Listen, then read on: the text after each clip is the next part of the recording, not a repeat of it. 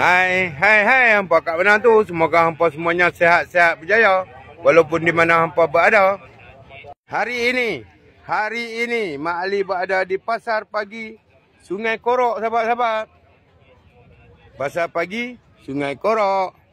Sedikit view untuk hampa pagi ni. Bila hampa menjumpai video ini, hampa jangan lupa follow, like, komen, save, copy link dan repost sebelum video ini hilang. Sedikit view untuk hampa pagi ni. Pasar pagi Sungai Korok, sahabat-sahabat. Pasar pagi Sungai Korok. Minyak Raja Kayu, sahabat-sahabat. Untuk orang-orang yang bermasalah boleh dapatkan di bio Mak Ali.